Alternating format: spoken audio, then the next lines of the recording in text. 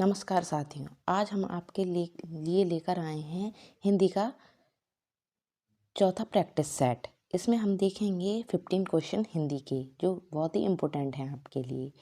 तो पहला हमारा क्वेश्चन है, सहने की शक्ति रखने वाला, यानी कि जिस व्यक्ति में सहने की शक्ति हो, जितना अधिक वह सह सकता हो, तो उसको पहला ऑप्शन है सधवा। दूसरा है हमारा सर्वज्ञ। सर्वज्ञ तो वह होता है जो सब कुछ जानता है, नश्वर जो नाश किया जा सके जिसका। और चौथा ऑप्शन है सहिष्णु।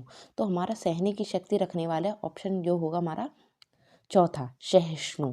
चौथा ऑप्शन हमारा सही होगा। नेक्स्ट हम चलते हैं, अंशुमाली में कौन सा समास है। देखिए, जो समास हमारे होते हैं उसमें अंशुमाली का पूछा गया है कौन सा समास है। तो ये बहुत ही इम्पोर्टेंट है कि कर्मधारय कर्मधारय समास नहीं है, इसमें अव्ययी भाव समास नहीं है। अव्ययी भाव क्यों नहीं है, मैंने इसमें बताया था, अव्ययी शब्द आता है। नेक्स्ट कि बहुब्रीय समास, ये हमारा बहुब्रीय समास है। क्यों है, क्योंकि अंशुमाली जो होता है, अंशुमाली का अर्थ होता है अंशुमाली। अंशुमाली का मतलब होता है सूर्य। और जो कि मैंने आपको बहुब्रीय समास में आपको बताया था कि एक नया अर्थ बने, यानी कि उन शब्दों का कोई अर्थ नहीं होता, लेकिन उन शब्दों को मिलाकर एक नया शब्द बनता है, नया अर्थ निकलता है, तो वो बहुब्रीय समास में आ जाते हैं। तो इस प्रकार से हमारा ये जो तीसरा ऑप्शन है वह सही होगा। द्विगुण होगा नहीं हमारा, क्योंकि इसमें संख्या आती है। नेक्स्ट हम चलते हैं, जिसका विभाजन किया जा सके। देखिए, जिसको बांटा जा सके, यानी कि हमारा जो कि अखंड को तो तोड़ा ही नहीं जा सकता, ना किया जा सकता, लेकिन विभक्त भी नहीं है, इसका है अविभाज्य, जिसका विभाजन ना किया जा सके। तो हमारा इसमें पहला ऑप्शन सही होगा, जिसका विभाजन ना। देखिए, सबसे पहले आपको प्रश्न को समझना है कि प्रश्न हमसे क्या पूछ रहा है, उसके बाद उसका आंसर देखना है, क्योंकि थोड़े थोड़े से अंतर पर ही इसके आंसर चेंज हो जाते हैं। नेक्स्ट हम चलते हैं, तिमिर का विलोम क्या है। देखिए, तिमिर का विलोम क्या है, तो सबसे पहले ऑप्शन है प्रकाश, यही होगा हमारा। तिमिर माने होता है अंधकार, अंधकार का होता है प्रकाश, तिमिर का विलोम होगा प्रकाश। शीतल नहीं होगा, सात्विक नहीं होगा, रश्मि भी नहीं होगा। नेक्स्ट हम चलते हैं, विकर्षण का विलोम क्या होगा। देखिए, विकर्षण का आपको लग रहा है विकर्षण है तो घर्षण होगा, नहीं, घर्षण नहीं होगा, इसका होगा आकर्षण। विकर्षण होता है किसी प्रकार से हमारा मोह भंग हो जाना उस तरीके से, तो और आकर्षण हम किसी पर मोहित हो जाना।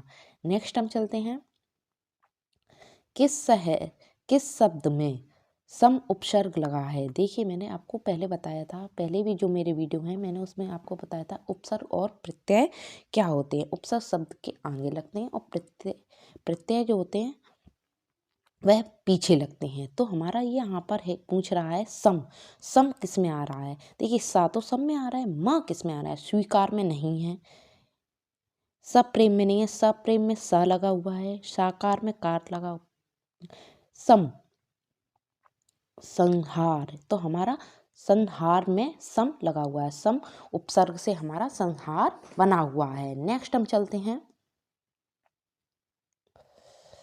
अपना हाथ जगन्नाथ लोकोक्ति का अर्थ क्या है। देखिए, अपना हाथ जगन्नाथ, इसमें बहुत से लोग कंफ्यूज हो जाएंगे। ईश्वर से साक्षात्कार करना, ईश्वर के समक्ष हाथ फैलाना, अपना काम स्वयं द्वारा ही संपन्न करना उचित होता है। तो इसका जो तीसरा ऑप्शन है वही सही होगा, अपना काम स्वयं द्वारा ही संपन्न करना उचित होता है। देखिए, अपना अपना हाथ जगन्नाथ, इससे आप देखिए क्या अर्थ निकल रहा है कि अपना हाथ जो है वही जगन्नाथ है, यानी कि वही भगवान है, यानी कि हम जो अपने आप करेंगे वही उचित होगा, दूसरे पर डिपेंड हमें नहीं रहना चाहिए। तो जो तीसरा ऑप्शन है इसका वही सही होगा। पहले आप क्वेश्चन को समझिए, उसके बाद उसके आंसर दीजिए। नेक्स्ट हम चलते हैं, यद्यपि में कौन सी संधि है। देखिए, यद्यपि में कौन सी संधि है, तो संधियों का पहले भी मैंने वीडियो बना रखा है, वो तो पूरे डिटेल में है, और आपकी परीक्षा नज़दीक है तो आप डिटेल नहीं, यहीं से आप समझिए यद्यपि में कौन सी संधि है। देखिए, सबसे पहले दीर्घ संधि नहीं होगी। दीर्घ संधि क्यों नहीं होगी, अ प्लस अ समान स्वर मिलते हैं। विसर्ग है नहीं, इसमें विसर्ग कहीं नहीं आ रहा है, तो विसर्ग भी नहीं है। व्यंजन व्यंजन संधि भी नहीं है। यद्यपि यद्यपि देखिए, यद्यपि मैंने आपको यण संधि पढ़ाई थी, उसमें मैंने आपको बताया था कि आधा अक्षर आता है, तो इसको हम तोड़ेंगे यद यदि धन अपि, यदि धन अपि। देखिए यदि यदि ई बन रही है, ई प्लस अ, E plus is equal to य। और जो ये शब्द होता है, पहला शब्द है, उसका जो अंतिम वर्ण होता है उस वह आधा बन जाता है। तो देखिए यहाँ पर द आधा बन रहा है और य आ रहा है, य में द मिल गया है। यद्यपि यानी कि पहला हमारा जो स्वर है वो ई है, ई प्लस अ मिलकर या बनता है, यानी कि हमारी ये यण संधि, हमारा पहला ऑप्शन सही हुआ, यण संधि। नेक्स्ट हम चलते हैं। देखिए क्रिया के मूल रूप को क्या कहते हैं। क्रिया किसी भी कार्य के करने को हम क्रिया कहते हैं। जैसे हंसना, रोना, जाना, आना, ये सब हमारी क्रियाएं हैं। ये किससे बनी होती हैं? तो ये पद से नहीं बनी होती हैं, रूप से भी नहीं बनी होती हैं। तीसरा जो हमारा ऑप्शन है धातु, धातु से बनी होती हैं। शब्द तो वो है ही है, लेकिन बनी किससे होती हैं? वो धातु से। तो इसमें हमारा जो थर्ड ऑप्शन है वह सही होगा, धातु से। तो क्रिया के मूल रूप को क्या कहते हैं? धातु कहते हैं। यार देखिए, क्वेश्चन कभी कभी घुमा के भी पूछ लिया जाता है कि धातु से क्या बनता है, धातु से किस शब्द की उत्पत्ति होती है? तो धातु से क्रिया शब्द की उत्पत्ति होती है। ठीक है, मतलब क्रिया के मूल रूप को क्या कहते हैं, ये भी ऑप्शन आ सकता है, ये भी क्वेश्चन आ सकता है, और ये क्वेश्चन भी आ सकता है कि धातु के मूल रूप को क्या कहते हैं।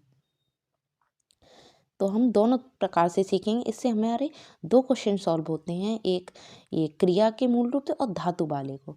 इसीलिए मैं आपसे बार बार कह रही हूँ कि क्वेश्चन को पहले समझिए, ज़्यादा नहीं, कम से कम 5 सेकंड या 10 सेकंड तो आप उस क्वेश्चन को समझिए कि वो क्वेश्चन आपसे पूछ क्या रहा है, उसके बाद आपको आंसर देना है। कभी कभी क्या होता है परीक्षा में कि हमें उसका आंसर आता है, लेकिन फिर भी हम गलत करके आते हैं, क्योंकि हमने क्वेश्चन को सही प्रकार से समझा नहीं था। इसलिए हमें क्वेश्चन को समझना है, उसके बाद उसके आंसर देने हैं। नेक्स्ट चलते हैं। वाक्य में अवयव शब्द कौन सा है? देखिए वाक्य में अवयव शब्द कौन सा है? उसने कटोरा भर दूध पिया, ये हमारा वाक्य है। इसमें एक कटोरा, कटोरा तो एक वस्तु हो गई, तो ये तो होगा नहीं। देखिए अवयव शब्द क्या होते हैं, पहले हम ये जान लेते हैं कि अवयव शब्द कहते हैं। अवयव शब्द वो शब्द होते हैं जिस पर लिंग वचन का कोई असर नहीं पड़ता है। तो देखिए इसमें उसका, उसके चेंज हो रहा है, लड़की होगी तो उसकी, उसने चेंज हो जाएगा। कटोरा, कटोरी, लिंग चेंज हो रहा है। कटोरे, वचन भी बदल रहे हैं। दूध, दूध पिया, लेकिन दूध तो एक पेय पदार्थ है, ये भी पता है। पिया क्रिया है, ये भी आपको पता है। इसमें कौन सा शब्द है जिस पर प्रभाव नहीं पड़ रहा है? भर, भर एक ऐसा शब्द है जिस पर कोई प्रभाव नहीं पड़ता। तो हमारे अवयव शब्द वह होते हैं जिस पर लिंग वचन का कोई भी प्रभाव नहीं पड़ता है। तो हमारा इसमें जो थर्ड वाला ऑप्शन है भर, यही सही होगा। नेक्स्ट हम चलते हैं। सही संधि विच्छेद पहचानिए। देखिए इसमें हमें सही संधि विच्छेद, सबसे पहले तो हम देख लें, हमने जो संधियाँ पढ़ी हैं उसमें मैंने आपको विसर्ग संधि भी पढ़ाई है। तो हम चलते हैं, ये हमारी सबसे पहले तो विसर्ग संधि है, क्योंकि इसमें आधे अक्षर बन रहे हैं, यण संधि है नहीं, क्योंकि यण संधि में या फिर व बनता है, दो शब्द बनते हैं। ठीक है, तो य और व बन रही रहा है। तो हम नेक्स्ट चलते हैं, यानी कि हमारी स्वर संधि नहीं है, ये व्यंजन संधि भी नहीं है हमारी, ये विसर्ग संधि है। तो इसमें क्या होगा, ये निशा धन चल, ऐसी कोई संधि नहीं होती है। निश धन अचल, ये भी नहीं है। निश धन कपट। तो हमारी जो सही संधि है वो हमारी ये है, चौथा जो ऑप्शन है वो है नी। इसमें विसर्ग लगा हुआ है, विसर्ग हटाते हैं तो आधा सा बन जाता है। हर संधि में नहीं बनता है, इसमें बनेगा। विसर्ग हटाएंगे तो आधा स बन जाएगा। नेक्स्ट हम चलते, तो ये हमारी विसर्ग संधि है। नेक्स्ट हम चलते हैं, विशेषण का भेद लिखिए। देखिए ये जो शब्द है विनम्र, इसमें विशेषण का भेद लिखना है। देखिए काल, काल तो है नहीं, दोष बोधक। विनम्रता एक अच्छा पॉजिटिव गुण होता है, ना कि दोष है। उस विनम्रता किसी व्यक्ति में है तो हम ये नहीं कहेंगे कि उसमें दोष है। विनम्रता एक पॉजिटिव पॉइंट है, तो गुण यानी कि गुण है हमारा, गुण बोधक, मतलब व्यक्ति की क्वालिटी बता रहा है कि अगर हम कहते हैं कि कोई व्यक्ति बहुत विनम्र है या राकेश बहुत विनम्र है, तो हम उसकी क्वालिटी यानी कि गुण बोधक होगा, सार्वनामिक नहीं होगा, दोष बोधक नहीं होगा, काल बोधक नहीं होगा। नेक्स्ट हम चलते हैं, क्रिया से बना विशेषण पहचानिए। देखिए क्रिया, क्रिया हमने बताया था किसी भी कार्य को करना क्रिया कहलाती है। तो दैविक नहीं होगा, भौतिक नहीं होगा, तैराक, तैराक इसमें होगा। तैराक आंसर इसका सही होगा, क्योंकि तैराक क्रिया क्या होगी, तैराकी। तैराकी यानी कि हमारी क्रिया है, इससे हमारा विशेषण बना है तैराक। नेक्स्ट हम चलते हैं, पंचवटी में कौन सा समास है। देखिए पंचवटी, मैंने आपको समास में बताया था कि पंच, सबसे पहले आप यदि पंच दिख रहा है, पंच का मतलब हो गया 5, पंच का मतलब हो गया 5। तो जिसमें संख्या दिख जाए आप आंख बंद करके उसको द्विगु समास लगा लीजिए। उसमें कोई भी दोहराया नहीं है कि संख्या है तो हमें कोई और लगाना। संख्या दिख जाए तो द्विगु समास लगाइए, द्वंद दिख जाए विलोम शब्द होंगे, बहुब्रीहि एक अलग शब्द बनेगा, अलग अर्थ निकलेगा, ठीक है। और तत्पुरुष समास में जो होगा वो हमारा क्या होगा, कारक चिन्ह आएंगे। नेक्स्ट हम चलते हैं, अधिकारी में कौन सा उपसर्ग है। तो देखिए अधिकारी में कौन सा उपसर्ग है, अ नहीं है हमारा, अधि, अधि उपसर्ग हुआ। देखिए उपसर्ग और प्रत्यय में काफी बार आपको बता चुकी हूँ, उपसर्ग होता है आगे लगता है, प्रत्यय पीछे लगता है शब्द के। तो ई तो नहीं है इसमें, ई यानी ई तो सबसे पहले ही क्रॉस हो गया, री भी नहीं है क्योंकि ये दोनों पीछे आ रहे हैं। अ हो सकता है लेकिन अ नहीं है, अधिकारी कोई नहीं होता, अधिकारी, ये वाला ऑप्शन जो हमारा सेकंड ऑप्शन है वो इसमें सही है।